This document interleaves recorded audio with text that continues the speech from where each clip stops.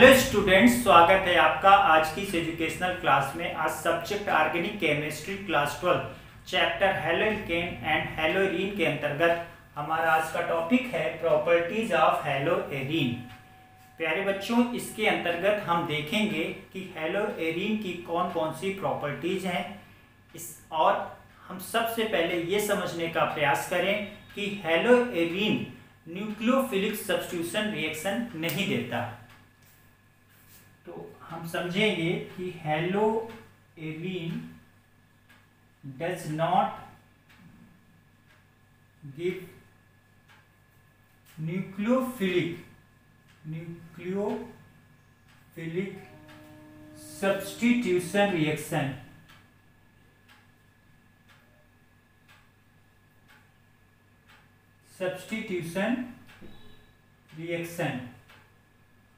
तो बहुत इंपॉर्टेंट है। ऐसा क्यों होता है, ये एग्जाम में पूछा जाता है कि why haloarene does not give nucleophilic substitution reaction. तो इसमें हम इसका जो एक कारण बताएंगे वो है रेजोनेंस इफेक्ट।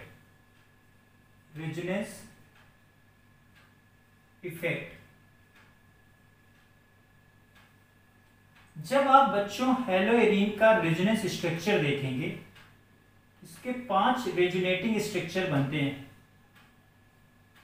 तो हम पहले 5 बेंजीन रिंग टाइप का बॉक्स बना ले रहे हैं समझने के लिए। अब रेजोनेंस को समझने का तरीका यह है कि देखिए, क्लोरीन में क्या होता है, लोन पेयर इलेक्ट्रॉन होता है। तो इसको ऐसा समझते हैं कि इसमें होता क्या है कि बॉन्ड मेकिंग होगा, bond making and bond breaking. हम ये क्लॉकवाइज लेके चल रहे हैं।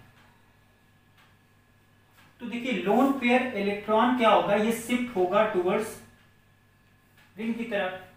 अच्छा, एक चीज और समझें कि 1 लोन पेयर इलेक्ट्रॉन मींस ये क्या बनाएगा, अ डबल बॉन्ड। ये एक बॉन्ड बनाएगा, एक लोन पेयर इलेक्ट्रॉन जो है एक बॉन्ड बनाएगा ऑन शिफ्टिंग। जब एक लोन पेयर इलेक्ट्रॉन शिफ्ट होगा तो एक बॉन्ड क्रिएट करेगा। तो यहां से जब ये गया तो यहां पर क्या बनाया, इसने बॉन्ड मेकिंग की। अच्छा, चूंकि इलेक्ट्रॉन यहां से गया था तो यहां पर क्या आएगा, पॉजिटिव आ जाएगा। और 2 डबल बॉन्ड साथ नहीं रह सकते, ये केकुले ने हमको बताया था। तो 2 double bond can not be together according to Kekule structure.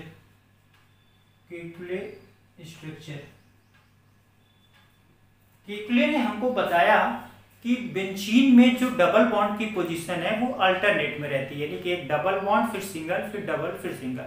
अगर कभी 2 डबल बॉन्ड साथ आ जाए तो फिर ये पॉसिबल नहीं होगा। एक डबल बॉन्ड को आप ऐसे इसमें हम ब्रेक कर दे रहे हैं। तो ये समझने के लिए आपको हम ऐसा बता रहे हैं कि डबल बॉन्ड ब्रेकअप हो जाएगा।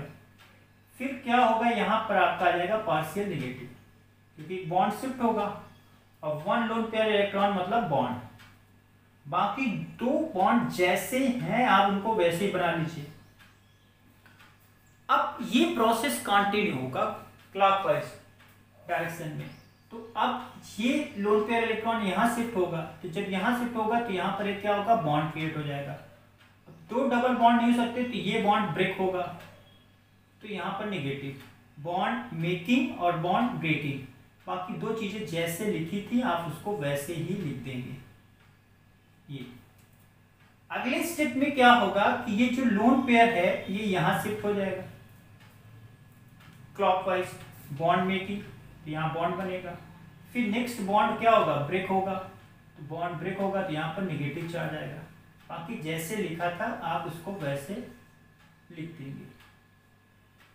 नेक्स्ट में क्या होगा कि ये जो लोन पेयर इलेक्ट्रॉन है ये यहाँ शिफ्ट होगा और अगला जो है बॉन्ड टूटेगा।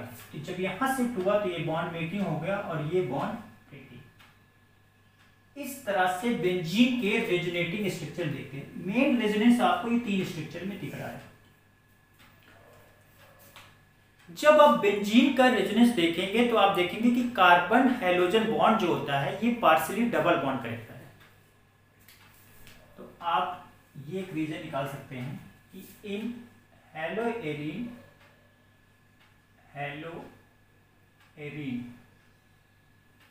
कार्बन हैलोजन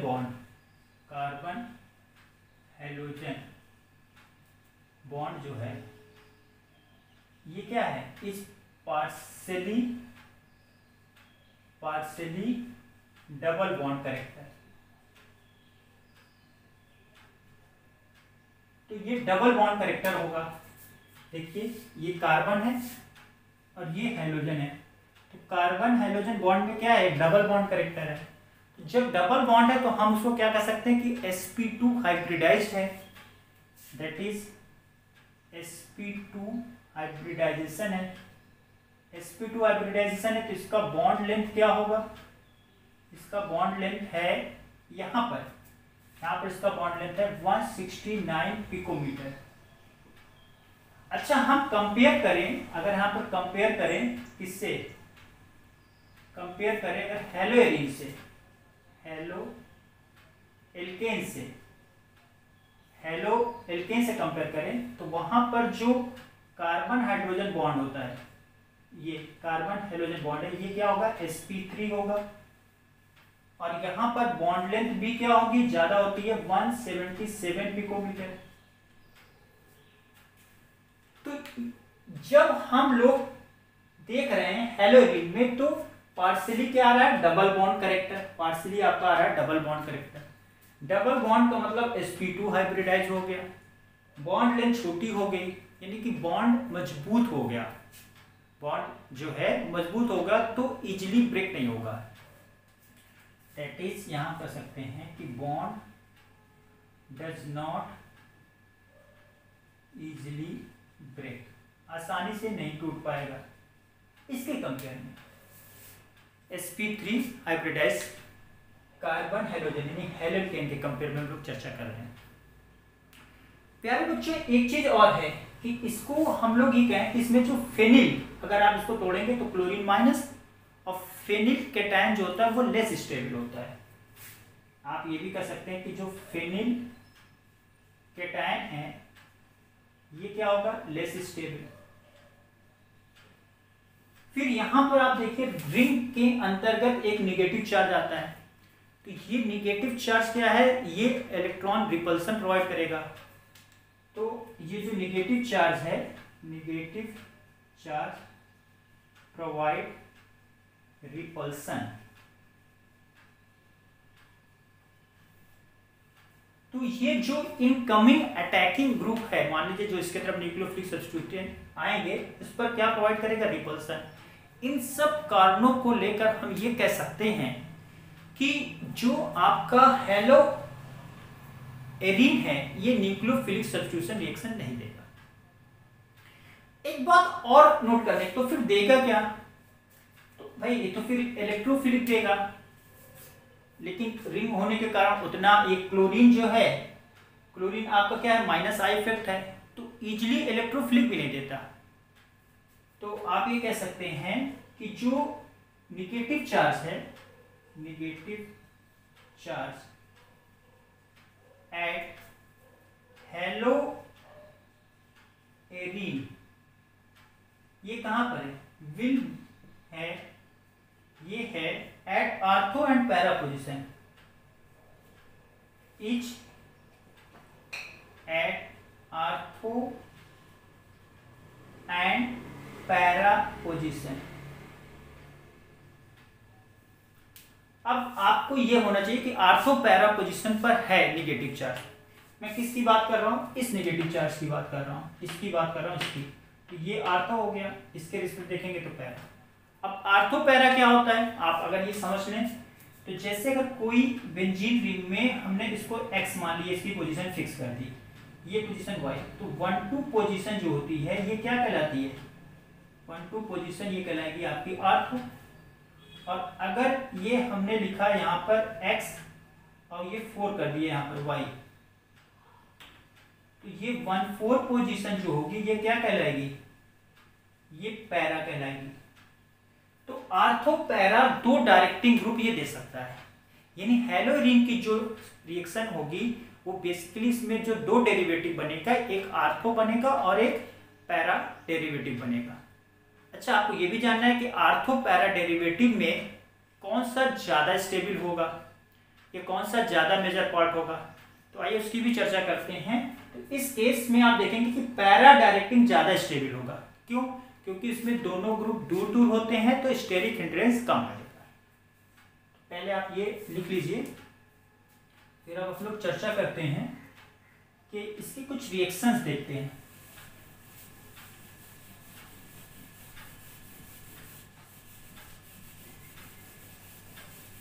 हम लोग चर्चा कर रहे हैं हेलोएरीन की। हेलोएरीन में हमने आपसे डिस्कस किया कि ये न्यूक्लियोफिलिक सब्स्टिट्यूशन रिएक्शन नहीं देते, बहुत इंपॉर्टेंट है और ये पूछा जाता है एग्जाम में। तो इसके लिए हमने आपसे बताया क्यों ऐसा होता है, क्योंकि ये रेजोनेंस के कारण इसमें पार्शली sp2 हाइब्रिडाइज यानी डबल बॉन्ड करेक्टर आने के कारण sp2 हाइब्रिडाइज होता है, जिसके कारण इसकी बॉन्ड लेंथ जो है वो छोटी जाती है। s करेक्टर ज्यादा होगा एज कम्पेयर टू sp3 कहेंगे, बॉन्ड लेंथ छोटी होगी, तो ये हमारा जो है न्यूक्लियोफिलिक सब्स्टिट्यूशन रिएक्शन नहीं देता है। तो देगा क्या? इलेक्ट्रोफिलिक देगा। और इलेक्ट्रोफिलिक में क्या देता है? आर्थो और पैरा डायरेक्टिंग ग्रुप बनाता है। कैसे? तो इसकी कुछ रिएक्शन अगर देखेंगे तो जैसे हमने कहा क्लोरीनेशन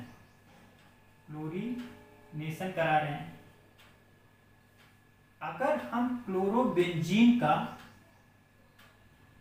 हम क्लोरीन से रिएक्शन कराएं एनहाइड्रस AlCl3 के प्रेजेंस में, लुईस एसिड एनहाइड्रस AlCl3 ले सकते हैं या FeCl3 ले सकते हैं, तो हमें दो डेरिवेटिव बनेंगे। जैसा कि अभी हमने रेजोनेंस से समझा, रेजोनेंस हमने क्या समझा, इसके दो डेरिवेटिव बनने हैं क्लोरोबेंजीन के।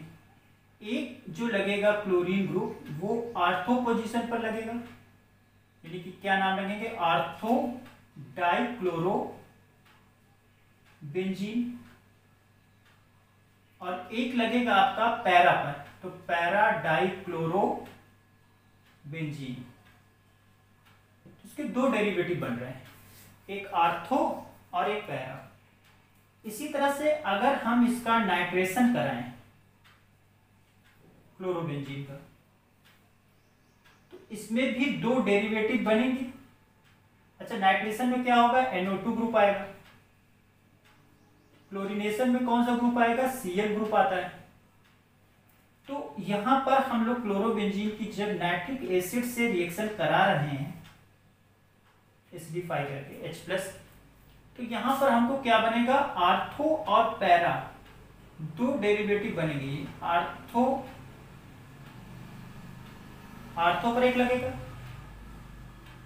आर्थो क्लोरो नाइट्रोबेंजीन, और एक आपका बन जाएगा इसी तरह से पैरा क्लोरो नाइट्रोबेंजीन, पैरा पर लग जाएगा। तो दो इसमें भी बने, आर्थो क्लोरो नाइट्रोबेंजीन, और यहीं से इस तरह ले सकते हैं पैरा क्लोरो नाइट्रोबेंजीन। यानी जो आपका ये लग रहा है NO2 आर्थो और पैरा पोजीशन पर लग रहा है। इसी तरह से अगर हम इसका सल्फोनेशन कराएं, सल्फोनेशन, तो यानी हम सल्फ्यूरिक एसिड से रिएक्शन करेंगे। क्लोरोबेंजीन की हम किससे रिएक्शन कराएंगे? H2SO4 सल्फ्यूरिक एसिड के साथ। तो इसमें भी क्या होगा? आर्थो पैरा डेरिवेटिव बनेंगे। तो क्लोरो और कौन सा ग्रुप इन्वॉल्व होगा? इसमें SO3H ग्रुप आ जाएगा। तो दो डेरिवेटिव बनेंगे, एक आर्थो पर लगेगा और एक आपका लगेगा पैरा पर, एक ये लगेगा पैरा पर पोजीशन पर। तो इसका नाम हो जाएगा ortho chloro benzene sulphonic acid, sulphonic acid, और ये आपका बन जाएगा para chloro benzene sulphonic acid.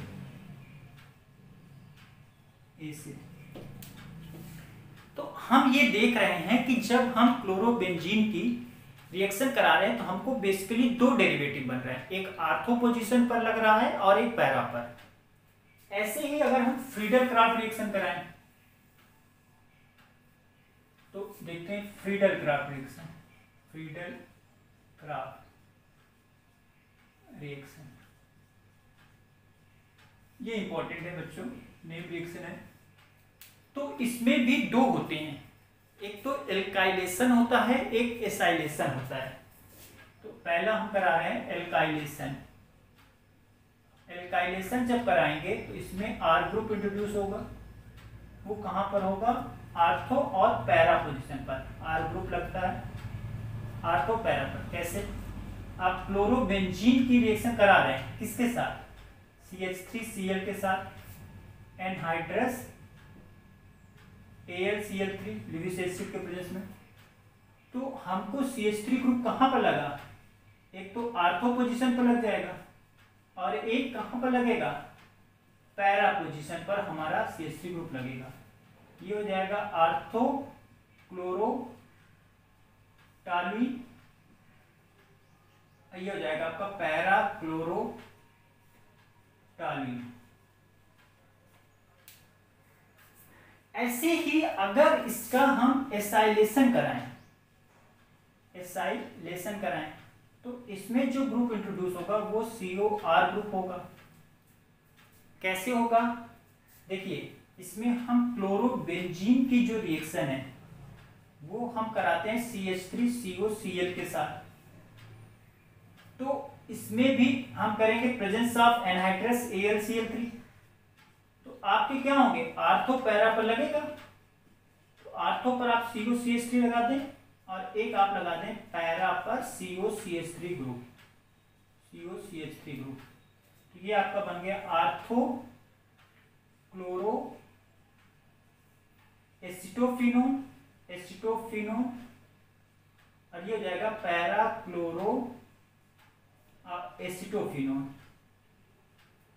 तो दो डेरिवेटिव बन रहे हैं। तो प्यारे बच्चों, अभी तक आपने देखा इसमें कि जब क्लोरोबेंजीन की रिएक्शन करा रहे हैं तो बेसिकली दो तरह के डेरिवेटिव बने, एक आर्थो क्लोरो, आर्थो और दूसरा पैरा। अब ये सोचना है कि इस आर्थो पैरा डेरिवेटिव में कौन ज्यादा स्टेबल होगा और क्यों। तो उसका रीजन है पैरा डेरिवेटिव ज्यादा स्टेबल होगा। क्यों होगा, क्योंकि उसमें जो दोनों ग्रुप होते हैं वो दूर दूर होते हैं, तो उसमें स्टेरिक हिंड्रेंस कम लगता है। पहले आप इसे देख लें, फिर हम लोग डिस्कस करेंगे कि आर्थो और पैरा में पैरा डेरिवेटिव ज्यादा स्टेबल होता है। तो इसमें आप एक लाइन लिख सकते हैं, ये भी बहुत इंपॉर्टेंट है। Para derivative is more stable, ये ज्यादा स्टेबल होगा, एंड हैव ग्रेटर पार्ट, और इसका ग्रेटर या मेजर पार्ट बनेगा, ग्रेटर पार्ट ये ज्यादा बनेगा। ऐसा हम क्यों कर रहे हैं पैरा डेरिवेटिव, क्योंकि इसमें स्टेरिक हिंड्रेंस कम लगेगा। ये पैरा में क्या होता है, दोनों ग्रुप दूर दूर होंगे तो स्टेरिक हिंड्रेंस कम लगेगा, because of less steric hindrance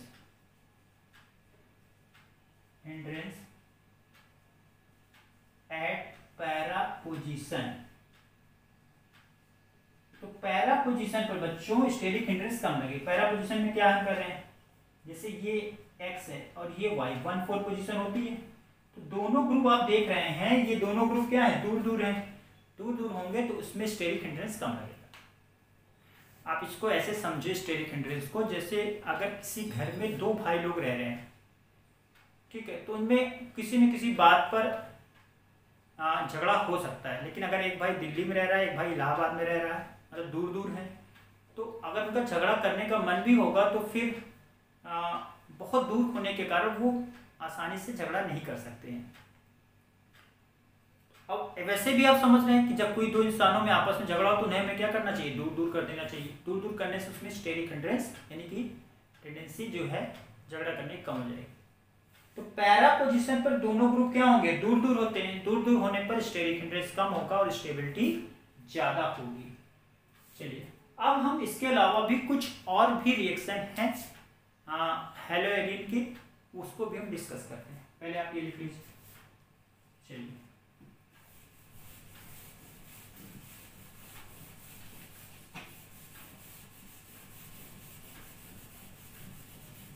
तो कुछ और भी रिएक्शंस हैं, जैसे कि दो नेम रिएक्शन इसमें बड़ी इंपॉर्टेंट है।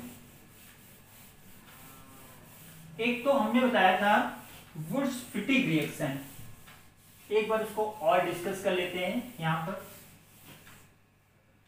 तो और रिएक्शन में हम देखते हैं वुड्स-फिटिग रिएक्शन। इसमें हम क्लोरोबेंजीन की रिएक्शन एल्किल हैलाइड से करा रहे हैं, यानी कि हमने करा दी जैसे CH3Cl के साथ in presence of with sodium and presence of dry ether.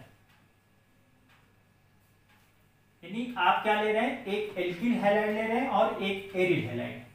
तो आप यहां पर ले रहे हैं 1 एरिल हैलाइड और +1 एल्किल हैलाइड,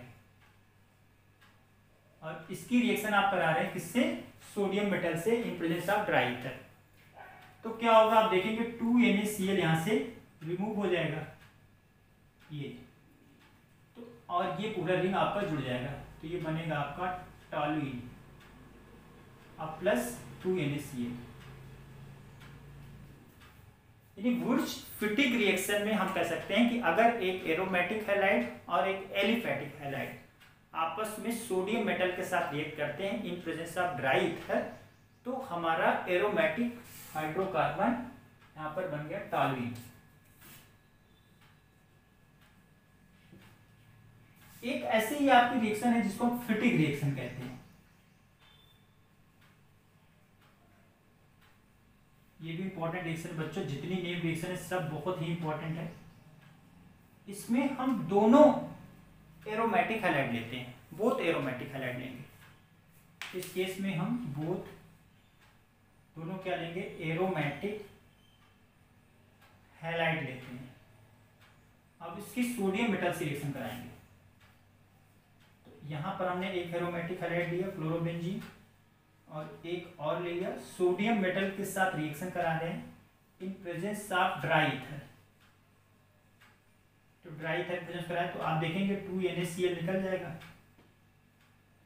और यहां पर बन जाएगा डाइफेनिल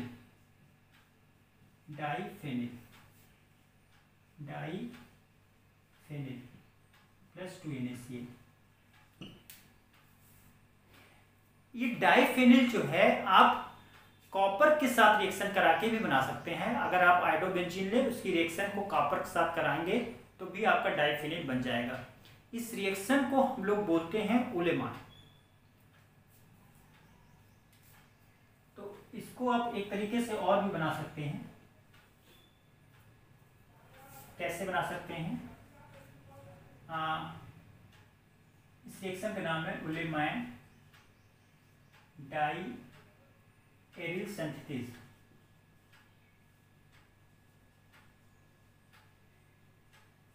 यदि आप आयोडोबेंजीन ले लिए, अब इसकी रिएक्शन हमने किससे कराई, कॉपर के साथ, ठीक।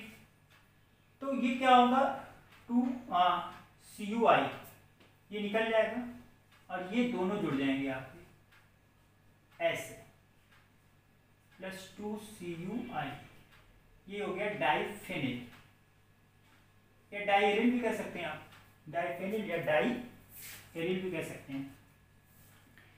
इसका अगर हम मैग्नीशियम के साथ कराएं तो हमको ग्रिग्नॉल रीजन बनेगा। तो एक रिएक्शन आप ऐसे कर सकते हैं कि विथ मैग्नीशियम के साथ, magnesium metal, it form Grignard reagent, phenyl जैसे कि हमने मान लीजिए कि आपका कराया, ये आपका है ब्रोमोबेंजीन, इसकी हम मैग्नीशियम से रिएक्शन करा रहे हैं, तो ये क्या हो जाएगा MgBr, ऐसे जुड़ेगा, ठीक है। तो फेनिल मैग्नीशियम ब्रोमाइड या ग्रिग्नॉल्ड एजेंट आपका बन जाएगा। अगर इसका हम रिडक्शन कराएं, इसका रिडक्शन कराएंगे तो बेंजीन भी बन सकता है, लेकिन रिडक्शन जो रिड्यूसिंग एजेंट लेंगे वो निकल एल्युमिनियम और इन प्रेजेंस ऑफ एल्कली के प्रेजेंस कराएंगे। तो हम एक करा रहे हैं इसका रिडक्शन। रिडक्शन किसमें करा रहे हैं, मान लीजिए आपने क्लोरोबेंजीन लिया और इसका हमने रिडक्शन करा दिया। रिडक्शन में हाइड्रोजन जुड़ता है, तो रिड्यूसिंग एजेंट हमने लिख लिया निकिल एल्युमिनियम और एलॉय है, और साथ में NH एल्कली के प्रेजेंस ले लिया, तो ये आपका रिड्यूस हो जाएगा, बेंजीन बनाएगा और HCl।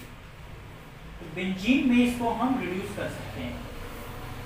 तो क्लोरोबेंजीन की कुछ रिएक्शन में आपने देखा कि क्लोरोबेंजीन का अगर हम रिडक्शन करा दें तो हमें बेंजीन बन सकता है।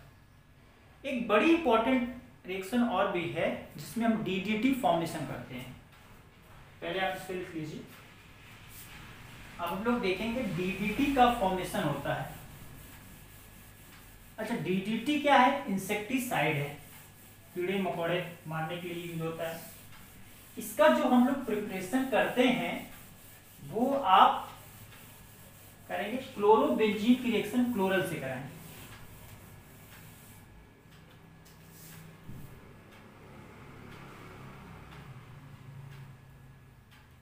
तो बच्चों अगर हम क्लोरोबेंजीन की रिएक्शन क्लोरल से कराएं तो हमें क्या बनेगा, DDT बनेगा। कैसे कराते हैं देखिए, इसमें एक क्लोरोबेंजीन जो है रिएक्ट विथ क्लोरल। क्लोरल का फार्मूला याद रखेंगे, क्लोरल इसका फार्मूला है CCl3CHO। कैसे रिएक्शन होती है ध्यान दीजिएगा।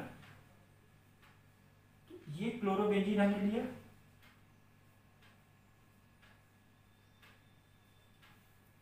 और इसकी रिएक्शन हम क्लोरस करा रहे हैं, हाइड्रोजन तो इसमें होगा, वाटर रिमूव करना है। तो इसको कुछ हम ऐसे लिखते हैं, वो ये लिख दिए, फिर CHCCl3, तो ये वाटर यहां से रिमूव हो जाएगा। ये जब वाटर रिमूव होगा तो ये दोनों क्लोरोबेंजीन आपके जुड़ जाएंगे। ऐसे कुछ करना नहीं बच्चों, बहुत आसान है, वाटर रिमूव करके सीधे इनको जोड़ देना है। तो इसको हम सीधे जोड़ दे रहे हैं, क्लोरोबेंजीन है, ये सीधे जुड़ जाएंगे CHCCl3। बच्चों ये जो लगा है ये पैरा पर है, तो इसका अगर आप नाम देंगे तो आप ऐसे कह सकते हैं कि कॉमन नेम अगर लिखेंगे तो PP पैरा पर, ये पैरा पर, ये पैरा, तो एक को हमने डैश मान लिया, डाइक्लोरो पैरा पर क्लोरो लगा है, डाइफेनिल ट्राइक्लोरो एथेन, ये है आपका DDT। और ये कैसा होता है, इंसेक्टिसाइड है प्यारे बच्चों। लेकिन अब DDT का उपयोग थोड़ा कम कर रहे हैं क्योंकि इससे जो जमीन की फर्टिलिटी है वो थोड़ा सा कमजोर हो जाती है, खराब हो जाती है। तो रासायनिक खादों की जगह जो रासायनिक तरह से रासायनिक खाद है, तो इसकी जगह हम लोग जो है बायोडिग्रेडेबल या बायोलॉजिकल जो नेचुरल जो होते हैं उनका इस्तेमाल ज़्यादा करते हैं। तो आज हम लोगों ने आपसे डिस्कस किया कि हेलोरीन की प्रॉपर्टीज क्या है और उसका रीजन क्या है, कौन कौन सी हेलोरीन प्रॉपर्टीज हो करते हैं। तो सबसे पहले हमने आपसे डिस्कस किया कि हेलोरीन जो है वो न्यूक्लियोफिलिक सब्स्टिट्यूशन रिएक्शन नहीं देते। इसका कारण है रेजोनेंस। जब इसका हम बनाते हैं तो देखते हैं कि क्लोरीन और कार्बन यानी कि कार्बन हैलोजन बॉन्ड जो होता है ये पार्शियली डबल बॉन्ड करेक्टर होता है। इसके कारण sp2 हाइब्रिडाइज होता है। sp2 हाइब्रिडाइजेशन में s करेक्टर ज्यादा होता है एज कम्पेयर टू अगर हम sp3 बात करें, तो बॉन्ड लेंथ जो होगी वो छोटी होगी और मजबूत होगी, तो उसे तोड़ना मुश्किल होता है। तो इस कारण से हम ये कह सकते हैं कि ये हमारा न्यूक्लियोफिलिक सब्स्टिट्यूशन रिएक्शन नहीं देता। तो उसके कंपेयर में ये दूसरा क्या आ सकता है, इलेक्ट्रोफिलिक। वो कहां पर देगा, मोस्टली ये जब बनाते हैं तो आर्थो पैरा डेरिवेटिव बनाते हैं। आर्थो पैरा में पैरा वाला जो डेरिवेटिव वो ज्यादा स्टेबल रहते हैं, क्योंकि उस पोजीशन में दोनों ग्रुप जो होते हैं दूर दूर होते हैं और उसमें स्टेरिक हिंड्रेंस कम लगता है और स्टेबिलिटी उनकी क्या होती है, ज्यादा होती है। तो अगर हम क्लोरोबेंजीन का क्लोरीनेशन कराएं तो आर्थो पैरा दो डेरिवेटिव बन गए, आर्थो पैरा। इसी तरह से अगर नाइट्रेशन कराएं, सल्फोनेशन कराएं, फ्रीडल क्राफ्ट में हमने देखा एल्काइलेशन और एसाइलेशन कराया तो हमको बेसिकली दो डेरिवेटिव बने। हाँ, जब क्लोरीनेशन कराएंगे तो क्लोरीन ग्रुप अटैच होगा, नाइट्रेशन में NO2 ग्रुप होगा, सल्फोनेशन में SO3H ग्रुप होगा। और फ्रीडल क्राफ्ट में अगर जब एल्काइलेशन करा रहे हैं तो R ग्रुप इंट्रोड्यूस करेगा और एसाइलेशन में COR। कुछ रिएक्शन हमने इसकी और भी डिस्कस की, जैसे कि वुर्ट्ज-फिटिग रिएक्शन। अगर एक एरोमेटिक हैलाइड और एक एलिफेटिक हैलाइड की रिएक्शन हम सोडियम मेटल के साथ कराएं in presence of dry ether, तो हमारा जो कंपाउंड होगा वो एरोमेटिक हाइड्रोकार्बन से टॉलुइन बने। अगर दोनों एरोमेटिक हैलाइड ले लें और सोडियम मेटल के साथ रिएक्शन कराएं in presence of dry ether, तो हमको डाइफिनिल बनता है। इसको बनाने का एक तरीका और भी था, तो वो है उलेमान सिंथेसिस, वो भी हमने देखा। उसमें हम आयोडोबेंजीन की रिएक्शन कराते थे कॉपर के साथ। फिर अगर हम क्लोरोबेंजीन का रिडक्शन कराए तो देखिए इसमें बेंजीन बनेगा। रिडक्शन में आपको पता है कि रिड्यूसिंग एजेंट लेते हैं। रिड्यूसिंग एजेंट जो यहाँ पर लिए थे वो निकिल और एल्युमिनियम का एलॉय था, साथ में प्रेजेंस ऑफ एल्कली। तो यहाँ से हमारा बेंजीन बन गया। फिर बड़ी इंपॉर्टेंट एक रिएक्शन थी जिसको हमने कहा था DDT।